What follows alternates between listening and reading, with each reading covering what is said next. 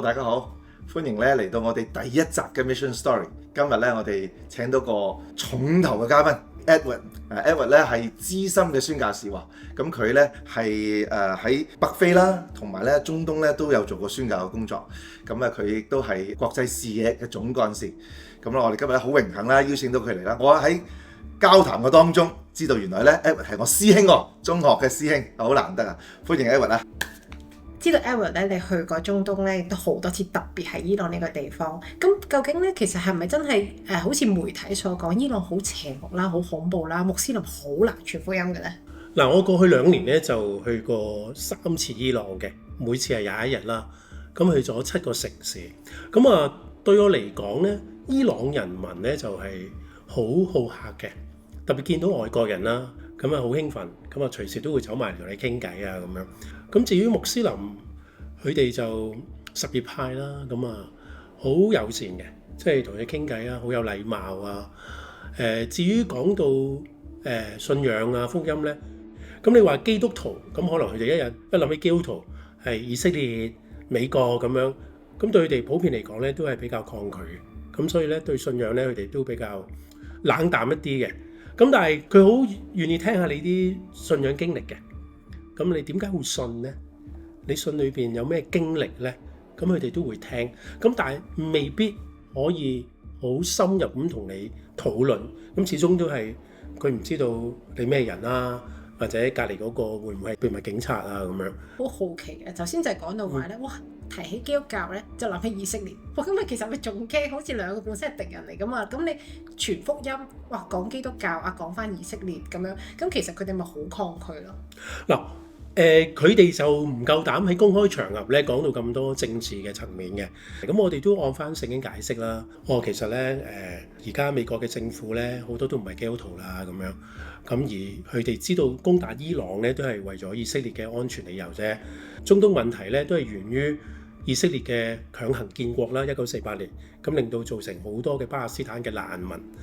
咁啊，佢哋都係好可憐巴勒斯坦嘅難民。咁但係呢個問題咧，亦觸及到以色列嘅存在安全嘅問題，咁背後亦有美國嘅支持，咁所以咧造成好多嘅戰亂啦。咁啊加上伊朗咧長期係反對以色列，咁啊俾美國制裁啦。咁樣嘅情況咧，貨幣唔得啦，冇嘢做啦，年青人，咁啊自然會上街啦，會示威啦，咁示威就鎮壓啦。咁大家睇到就係可能係只係嗰個Step shot 咗睇到哇鎮壓示威咁樣，但係其實嗰個整個嘅原因啊，背後嘅原因啊，都係好多歷史嘅問題喺裏邊。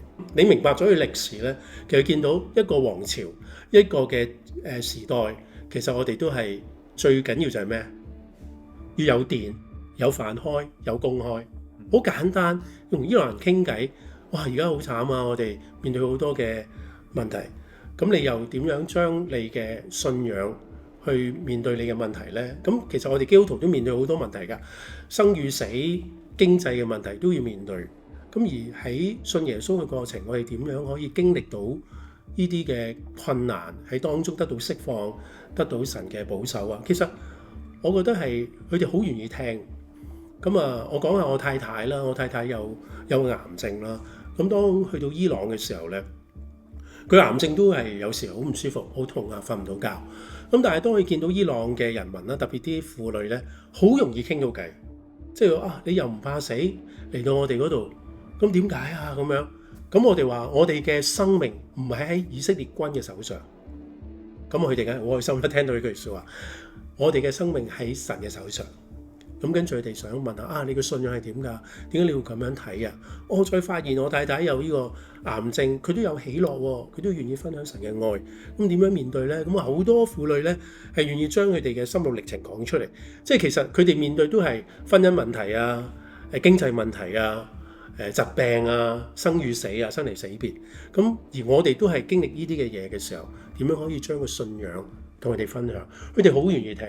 當而家打緊仗啦，啱啱就有啲 WhatsApp 就通道啦，咁佢哋都分享係好困難，一路嘅空襲啊，大家都睇到新聞有學校被炸啊咁樣，係一路受到好多嘅傷害，咁令到佢哋更加係活喺一個恐懼當中，而恐懼裏邊帶出係絕望，而當中其實係好多機會咧，基督徒可以去分享福音。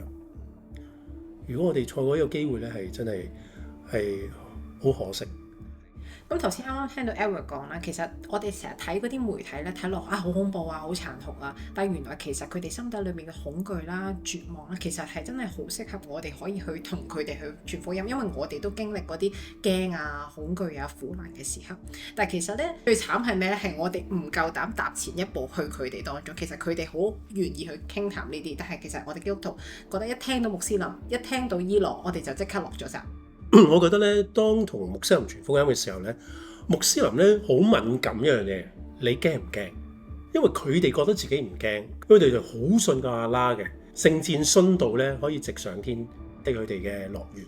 佢成日有個印象，基督徒咧係好驚嘅，好怕死嘅，連自稱基督徒都唔夠膽嘅。俾人仲最驚係咩？俾人拉，即係你去到呢啲地方會唔會拉我㗎？會唔會槍斃㗎？會唔會成㗎？其實我根本唔知道幾時係應該要去傳福音。究竟神係咪帶我喺呢個時刻去咧？我點樣有智慧地去分享咧？其實Edward 可唔可以分享下？我自己提醒自己啦，驚就唔好傳，傳就唔好驚，最多都係死嘅。唱歌我哋都唱至死忠心唔怕死，但係其實我哋心底裏邊咧對死亡咧有一種莫名其妙嘅恐懼。基督徒，我哋唔知㗎喺香港，但係當我一路出工場嘅時候咧，發現咦原來真係會驚喎，即係未必係死啦，驚俾人拉啊、囚禁啊咁神咧係透過好多年去建立我呢個生命，目的係要建立一個真真正正唔怕死，以至到你可以向一啲好怕死嘅穆斯林、好驚冇把握、冇盼望嘅穆斯林傳福音。其實係之前我哋喺北非啦，我哋都試過被人囚禁過啦，因為傳福音被拉啦、踢出境啦。咁跟住又經歷過好多暴亂啊。咁喺阿富汗又經歷過俾恐怖組織話要追殺啊、要綁架咁樣。咁慢慢整個過程咧，神有好多提醒，特別有幾段經文我想講。大使命啊，大家都中意背就係，所以你們要去使萬民作我啲門徒。但係其實大使命咧唔係呢句開始，係耶穌進前來對他們說：天上地下所有嘅權柄都賜給我了。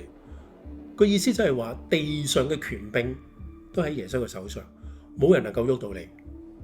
如果你有一個咁嘅相信咧，你就可以去。但係如果你驚嘅，地上嘅權柄喺政府度、喺警察度、喺秘密組織度、喺恐怖組織度，好怕佢哋啊！見到佢哋甚至話自己係穆斯林，話自己係基督徒。咁當你活喺咁嘅恐懼底下咧，其實你傳唔到福音㗎，因為穆斯林見到你驚嘛，佢感受到你驚，你辦唔到㗎嘛。你驚嘅時候，講緊係20幾年前，神要我去宣教，其實好怕。神提醒我，點解你咁驚？你驚咩啊？驚死啊！你未得救啊？跟住我諗翻，係我得救，我怕咩死啫咁樣啊？神講話係咩啊？因為神嘅愛激勵我們嘛，令到我哋咧唔再為自己而活，為嗰位替我哋死而復活嘅主而活。耶穌已經解釋咗死而復活，你唔需要對死亡有個恐懼。我記得喺阿富汗嘅時候咧，有個鄰居同我講，佢話點解你又喺度嘅？你喺香港救翻嚟啊？咁樣我話我死咗㗎啦。我鄰居話：你唔好嚇我啊！做咩話你死咗？我話係啊，聖經話，因為我們已經死了，我們的生命與基督一同藏在神裏面。我哋死咗人點會驚？對住 Edward 嘅墳墓，你攞住支槍，驚唔驚？佢唔驚，死咗。如果我哋真係相信呢樣嘢，我哋嘅生命係藏喺神裏邊，我唔需要恐懼。嗰一年我哋翻香港述職，突然嘣一聲咧，我都成個打人起。其實係個窗爆埋啫，啲風裏邊都有啲 phobia， 其實有嘅正常。但係喺 phobia 裏邊，其實你係咪驚你嘅生命神冇能力去保守咧？當我哋去反省我哋嘅信仰嘅時候咧，慢慢係喎，點解我驚嘅咧？係咪我信得唔清楚？咁啊，聖靈喺當中一路保守，一路保守。其實我哋都係下氣，好似保羅咁講咧，有呢個寶貝喺裏邊咧，要顯出呢個莫大嘅能力咧，係出於神，唔係出於我哋。所以我哋係身上係帶住耶穌嘅死，以致耶穌嘅生喺你們身上。我諗個意思係咩咧？保羅就係耶穌嘅死，耶穌嘅面對苦難、面對逼迫、釘十字架嘅苦難，我哋願意去承受，我哋唔怕去承受，因為我哋有盼望，以至到耶穌嘅祝福、耶穌嘅拯救、耶穌俾你嘅喜樂平安喺你哋嘅身上可以發動。呢段經文我仲掌握緊。其實呢20幾年宣教係俾我屬靈嘅生命係更加唔係 enrich， 係由一個口講一個理論咧，變為我實際去面對死亡、面對逼迫、面對囚禁喺當中咧，我點樣去認識呢個信仰？而認識咗之後，而你得到嗰種嘅力量，你點樣去祝福緊而家喺戰亂、喺死亡恐懼底下嘅萬民？頭先我覺得最令到我開始即刻反思一樣嘢就係其實唔係喎，其實我有時咧都叫喂，你有盼望，你要勇敢啲，但係其實可能我都企埋呢邊嘅啫，我叫你勇敢啫嘛，我叫你乜乜，唔好咁憂慮，唔好乜，其實我自己都好憂慮。其實我覺得頭先啱啱 Edward 講嗰樣就係其實我哋信緊啲咩，你係咪真係知道你信緊啲咩，而所以你咁樣去傳咧，其實係嗰個生命力都好唔同。頭先佢啱啱講到話叫你哋唔好怕死，唔好怕死，唔係口講，我飛埋過去同你講唔使死，唔使驚，唔使驚，其實爭好遠咯，嗰個說服力都。即係當我哋對死亡咧，唔係再用恐懼逃避去面對嘅時候咧，而去用喜樂去盼望去擁抱住。咁其實係當然神係俾你有好多訓練嘅，唔係話你一下間即係好似摩西咁，都唔係話神而家即刻去對住紅海舉個杖出嚟。咁經過10災嘅，經過一啲嘅鍛鍊，咁我覺得係一個鍛鍊好緊要，所以我哋稱為神學院啊。神嘅學院係咩咧？神用苦難、疾病、孤單、誤會、攻擊，係訓練一個人，以至你能夠可以產生一種生命，可以去祝福緊而家面對緊災難、面對緊困難嘅，唔單止係穆斯林，我諗世界上好多人都面對呢啲嘢。咁所以宣教係咩咧？好多人講到去未得之民，去傳福音，我哋搞個 project， 我哋去點樣營商，用咩嘢模式，我哋過分咗去研究呢啲嘅嘢，而係當我哋一個宣教士去到當中嘅時候，去從我哋第一落機嘅時候，其實你已經面對緊恐懼喎。即係當你好肯定自己嘅信仰係啲乜嘢嚟嘅時候咧，覺得你嘅唔恐懼咧，反而係震撼咗佢哋喎。譬如我哋阿富汗啦，咁我哋去到啲地方，咁佢哋係隨時孭住支輕機槍喎。咁啊，見到你係咪穆斯林？點解你唔係穆斯林？咁而你嘅回應，如果係好驚唔敢答嘅時候咧，其實佢會覺得呢啲所謂嘅基督徒 non-Muslim， 因為佢哋冇阿拉，所以佢驚啫咁樣。我記得有一次，嗰啲個個攞住啲槍問我嘅信仰，咁我好簡單講我自己基督徒，我得夠見證。其實佢哋覺得哇，你又唔驚嘅，好嘢，係好震撼佢哋嘅心靈。佢哋就係好想要呢樣嘢。我記得嗰陣時阿富汗有啲朋友話，不如你買支槍防下身啦咁樣。我話買咩槍？人哋用反坦克槍喎，咁樣擺喺嗰度嗰啲車後邊嗰啲喎，嗰啲你攞住支手槍跟住指住佢，嗰陣時你真係驚。有個平安咧，聖經講好特別，叫做咩？出人意外的平安。有時當你將所有嘢交託俾主嘅時候咧，神俾你呢個平安咧，你自己都估唔到啊！有耶穌，我唔驚，就算死咧都係有神嘅掌管喺底下。而家呢個情況咧，我哋覺得要好為伊朗祈禱。伊朗係一個已經好多年受傷嘅一個國家，一個民族，佢哋好需要咧有人將真正嘅盼望、真正嘅平安啊，能夠講到俾佢聽，能夠按住聖經好清楚講翻神嘅計劃係點樣。其實神已經講得好清楚，耶穌講得好清楚，我哋係咩啊？我哋係要使萬民作主嘅門徒，主嘅審判就要嚟到。咁啊，今朝我喺教會聽到講羅亞，因為其實耶穌講過羅亞嘅日子點樣，佢翻嚟嘅日子就係點樣。嗰陣時係好多唔公義啊，好多嘅邪惡嘅事係嘛，即係好似基督徒咁。我哋係咪把握機會去傳福音呢？定係我哋其實係唔信嘅？邊有大審判啦？靠自己啦咁樣。呢個不信令到我哋咧唔傳福音。但係如果羅亞如果佢不信，是但啦，整下方舟，誒邊度係啊，整出嚟警告下世人啫，冇洪水呢啲嘢嘅。結果佢游咗一層瀝青，你估有咩後果？浸死晒，沉船。咁如果我哋真係信有審判，耶穌會翻嚟，耶穌會再來，我哋而家把握機會傳福音咧。咁其實我覺得應該我哋可以諗多啲宣教。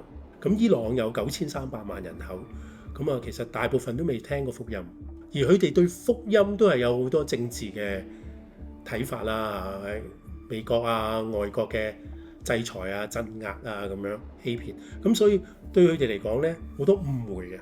我唔知道將來嘅發展係點啦，咁但係至少如果個政權都唔能夠改變咧，咁仍然我哋華人享有嗰個出入境嘅自由都係唔有。咁我都呼籲大家再諗下伊朗成為一個福音傳福音嘅地方。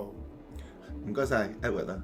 咁啊，我諗對觀眾嚟講咧，我覺得呢樣嘢都係好緊要，就係即係要多啲去考慮諗下。其實譬如我去到伊朗呢啲地方，甚或乎係中東嘅地方去傳福音，唔係靠子彈啊，唔係靠強權去傳福音，乃係真正嘅去接觸到人嘅生命。其實你中東也好，香港也好，其實我哋都係傳福音都係要接觸人嘅生命，佢先最接受呢一樣嘢。咁希望咧今集可以即係幫到大家一個另類嘅體會，關於咧對穆斯林同埋伊朗傳福音。